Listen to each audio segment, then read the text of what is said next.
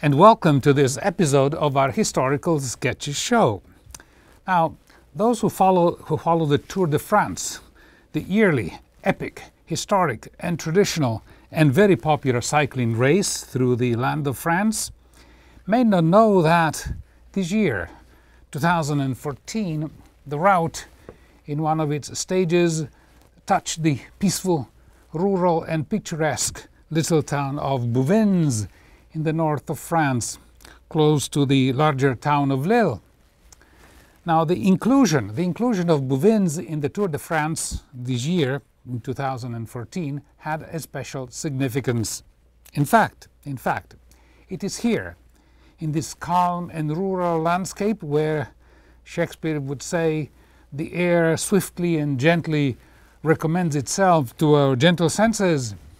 And it is here that on the 27th of July of 1214, 800 years ago, there took place what we may justly consider the First European World War, even if, compared to the wars of 1914, the armies confronting themselves were dramatically smaller in scale.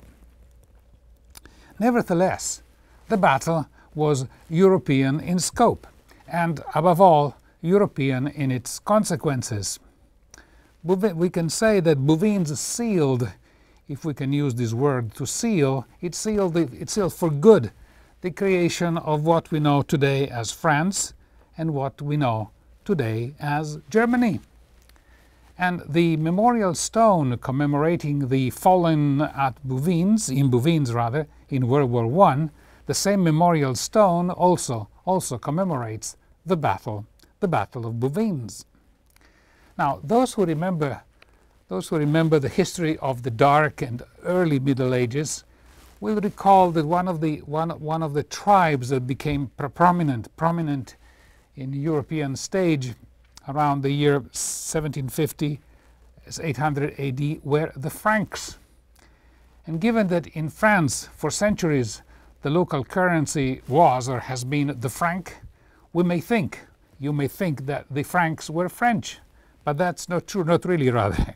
The Franks were actually Germans, or at least they were a mixture of ethnic barbarian groups coming from the territory that today we know as Germany. But then, in the year 800 AD, Charlemagne was crowned in Rome as Emperor of the Holy Roman Empire, which shows, by the way, the historical awe that the name of Rome still exercised on the mind of the people 400 years after the effective dissolution of the Roman Empire of old. And in fact, since we are talking of world wars, the last vestiges of the Holy Roman Empire died actually in 1918 with the dissolution of the Austro-Hungarian Empire, which in turn was but an evolution of the Holy Roman Empire of old. Now, when Charlemagne died, the empire was divided into three areas, as you can see from the map. By the Treaty of Verdun in 843 AD. By the way, this is the same Verdun that saw one of the bloodiest among the bloody battles of World War I. Now, the eastern section of Charlemagne Empire was assigned to Louis the German, whose seal you can see in the picture. And the middle section was given to Lothair and was named Lotharingia.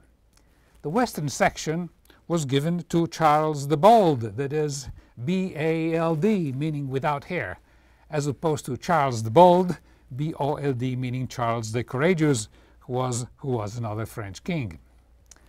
To this 1200-year-old redistricting, if you like, of Charlemagne's empire to areas east and west separated by the buffer land of Lotharingia, we mainly owe the fact that the Franks to the west of Lotharingia became French, while the Franks to the east, to the right, or to the east of Lotharingia became German. Furthermore, by design or by chance, The buffer kingdom, Lotharingia, happened to represent the market channel linking the north of Europe to Italy and to the Mediterranean. And it was here, in this relatively speaking narrow section, that the great medieval fairs were held and roads were built and maintained to promote the import and export business between the Mediterranean and Italy and the north of Europe. Well then, before the Battle of Bouvines in 1214, the nobles of Lotharingia had deposed another king, another Charles. This time was called Charles the Fat, and they joined East Francia, which now we call Germany. So as you see, everything or almost everything is connected. And there is another interesting consequence to the creation of the buffer state of Lotharingia. It formed the embryo, so to speak, of the nations of Belgium, Luxembourg, and Switzerland, states that, as you know, escape the definition of national states insofar as they are inhabited by agglomerations of people who speak different languages, French and Flemish in Belgium, French, German, and Italian in Switzerland, and to an extent, French and German in Luxembourg. As mentioned, Lotharingia did not last long as an independent kingdom, but its linguistic traces, however, have remained in the name of the area that today we know as Lorraine. The area, especially since the times of King Louis XIV, the French Sun king in the 17th century, became a matter of dispute between West Francia, which was now France, and East Francia, which was by now Germany. In fact, the dispute about control and ownership of Alsace-Lorraine was one of the root causes of World War I. But to return to the times of the Battle of Bouvines, the history of East Francia and West Francia, that is, we could say, of France and Germany, took significantly different paths. In Germany, there was established a kind of empire, a continuation, if you like, of the empire of Charlemagne. The emperor did not constitute a real power. He formally reigned, or maybe supervised, a network of regional states and small potentates, some as small as 25 square miles. And some of this structure is still reflected today in the federal organization of the German Federal Republic. But in France, the history of the kingdom instead took a rather different course. After Charlemagne, the subsequent Capetian kings had a hard time to keep and maintain the allegiance of the several dukedoms and dukes in the reign. The authority of the kings mostly encompasses Paris and what today we call the Ile-de-France. But starting with another King Charles, this one called, as I said before, Charles the Fat, an appellation due, as you can imagine, to his love for a good meal. Starting with Charles the Fat, as I said, the power of the monarchy began to increase again. And this was also reinforced and made possible by the strengthening of the bourgeoisie, or the merchant and manufacturing class, that has started to gradually develop and expand from the year 1000 onward. But there were other complications. The King of England, insofar as he was the descendant of William the Conqueror, kept Normandy and the northern coast of France under his domain. However, the proximate cause of the Battle of Bouvines did not mature until the years 1127 and 1128. And in 1127, the King of England, Henry I, arranged the marriage of his daughter Matilda to the Count Geoffrey of Anjou. And their heir, Anjou is a region of France, and their heir, if there had been one, would have become simultaneously King of England and Count of Anjou, besides being also Duke of Normandy. Now, insofar as he was the Duke of Normandy and Count of Anjou, he would have been a feudal subject, or would have to be a feudal subject of the King of France. But being King of England, he could not have subjected himself to the authority of the King of France in France, the French king being at the time one called Louis VI. Louis VI. It was more likely, or at least feasible, that the King of England would occupy the rest of France. And had this happened, had it happened today, France would be English. And think of that, there would be no French spoken, just English and maybe German, and German on the other side. But more complications were brewing. Louis VI was followed by Louis VII. And Louis VII married the famous, for those who have followed medieval history, the famous Eleanor of Aquitaine, famous for her character that seems to spring out of a novel. She was a bride and groom were 15-year-old when they married.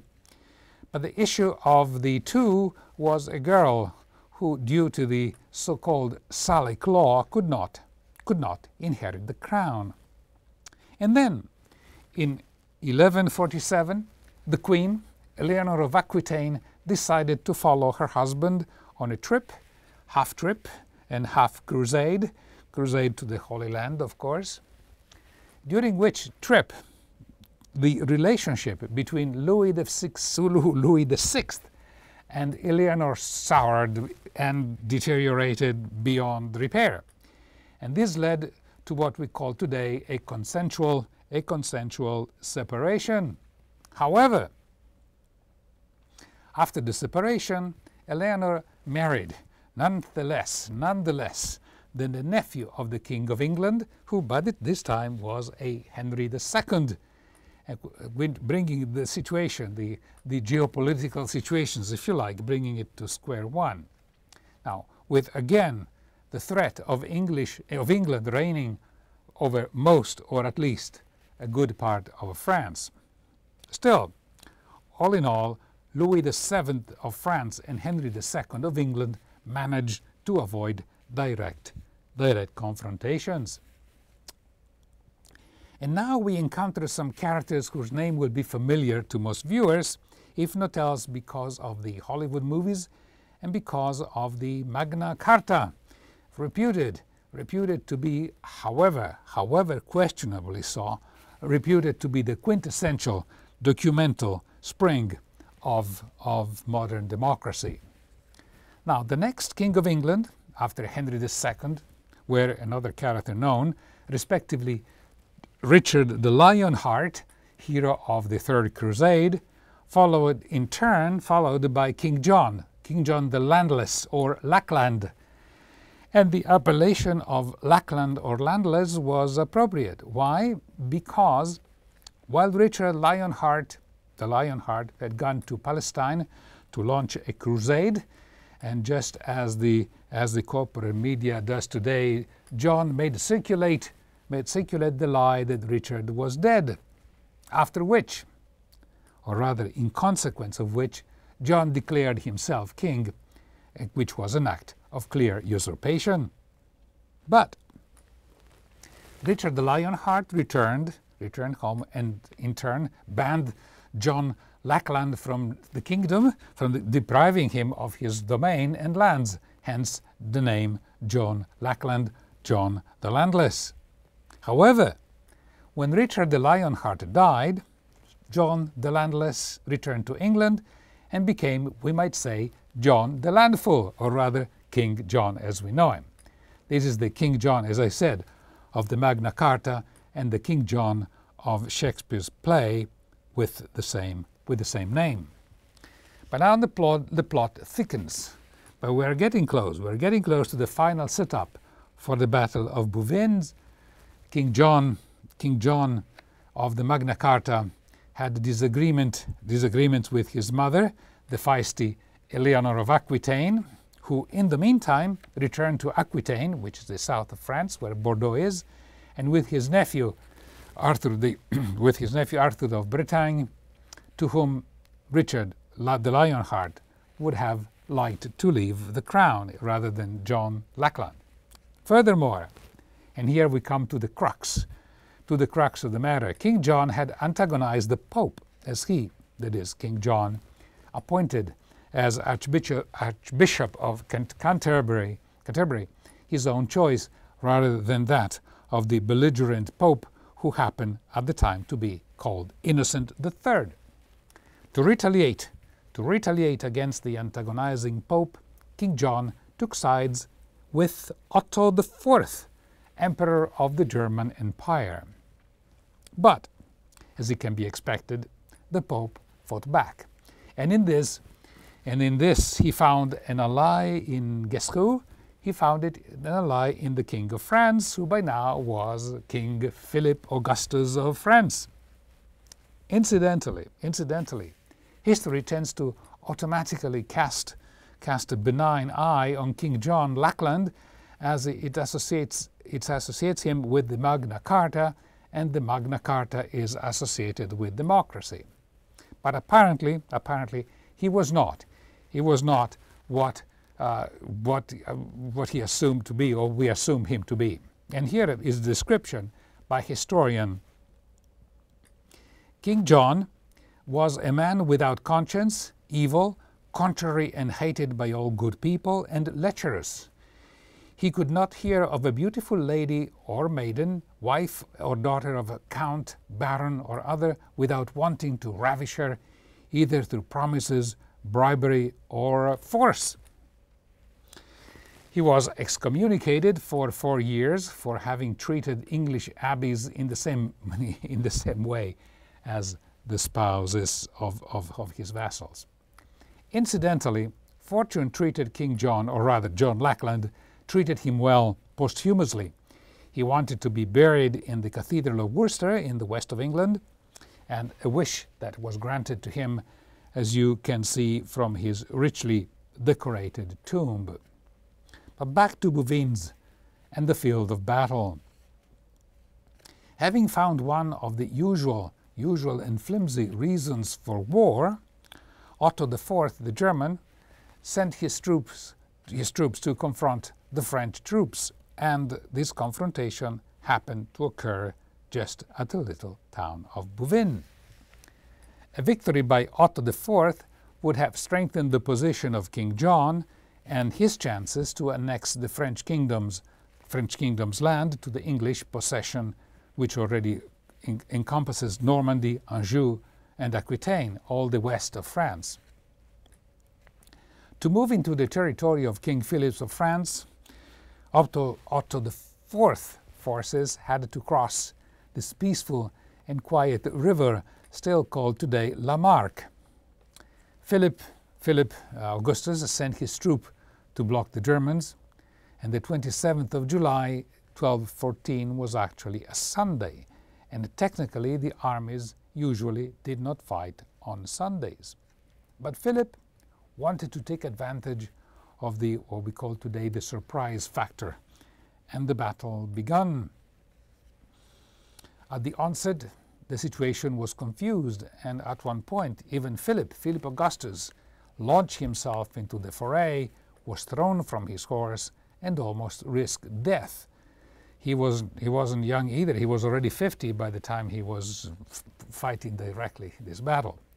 The situation in the field, in the battlefield, improved thanks to the better organization of the French cavalry. Otto IV, who in turn also was thrown from his horse, managed to escape from the field, escorted by a group of Saxon knights. The last corps of resistance by the German troops was formed by the Flemish infantry of the Count of Boulogne, armed with long pikes, and they resisted well against the French cavalry until the evening, when they finally, even this opposition troop, gave up. We owe a description of the Battle of Bouvines to a gentleman by the name of William de Breton, a wise guy who had grown in the confidence of the French king. And it was another chronicler by the name of Rigord that added Augustus to the name of Philip, which explains why Philip II of France is known in history books as simply, at least in the French history books, as simply as Philip Augustus. Clearly, given our current experience of news distortion by the corporate or regime media, we cannot completely trust the flattering prose of William de Breton or of Rigord, but the core information about the battle is correct. Now, Philip II married 3 times, and a compulsive aversion had led him to reject his second wife, Ingeborg of Denmark. He rejected on the very wedding night and confined her to a monastery. Then he took a third wife, notwithstanding the condemnation of the Pope and, understandably, of the French bishops who applied the strongest possible church sanctions against him. However, his third wife, according to Philip, or concubine according to the Pope, died, and by 1214, the year of the Battle of Bouvines, the despised Ingeborg of Denmark had left the monastery and was living at court as the queen. And on her psalm book, which she used for prayers, she wrote, "Philip, King of France, vanquished Otto and the Count of Flanders and the Count of Boulogne and several other barons." Now, as a consequence of the loss at Bouvines, Otto IV had to abdicate and was succeeded by Frederick II, who was half German, half Sicilian, a very interesting character of whom we may speak in another sketch. Now, in summary, there have been many names handed out or spoken in this episode. In summary, Charlemagne divides the empire into 3 kingdoms: East Francia, West Francia, and Lotharingia. Lotharingia disappears, which leaves West Francia, which is now France, facing East Francia, which is now Germany. Then the kings of England already run and control a large part of France and aim at further expansions.